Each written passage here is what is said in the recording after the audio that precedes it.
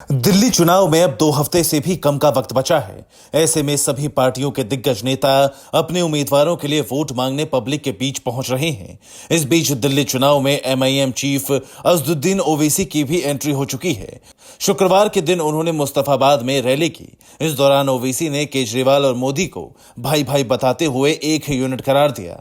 याद रखिए, ये दिल्ली का चीफ मिनिस्टर जो साबिका चीफ मिनिस्टर केजरीवाल है और नरेंद्र मोदी है, ये हकीकी मानों में 2 भाई हैं। इनमें कोई फर्क नहीं है। एक सिक्के के 2 रुख हैं ये लोग। मैं बरसों से कह रहा हूं, एक सिक्के के 2 रुख हैं। अगर कोई ये समझेगा कि नहीं केजरीवाल वो मफलर वो झाड़ू, कोई फर्क नहीं है। प्रचार के दौरान ओवैसी यहीं पर नहीं रुके। उन्होंने अपने भाषण में उस मानसिकता पर प्रहार किया कि मुसलमानों को बीजेपी को हराने के लिए सिर्फ कांग्रेस या आप पार्टी को वोट करना होगा।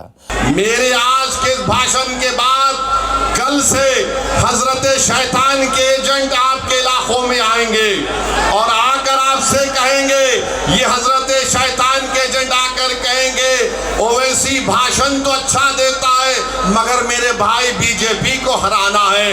अरे कमबख्तो, बेशर्मो, चुल्लू भर पानी में डूब मरो। पार्लियामेंट का इलेक्शन तो मैं नहीं लड़ा था, तो कैसे बीजेपी को तुमने जीतने दिया?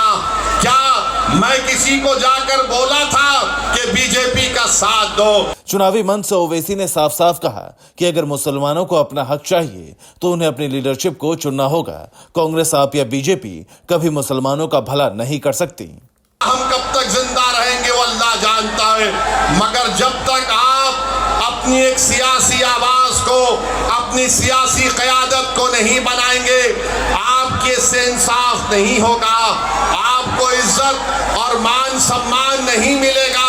मेरे नौजवानों, मेरी आपसे गुजारिश है कि आप अपनी एक लीडरशिप को पैदा करिए। ना केजरीवाल पसंद करता है आपकी लीडरशिप को, ना मोदी पसंद करते हैं, ना कांग्रेस पार्टी पसंद करती है। कांग्रेस ने जिसको उम्मीदवार बनाया उसका मकसद जीतना नहीं है, वो सिर्फ चंद वोट लेकर बीजेपी को कामयाब कराना चाहता है।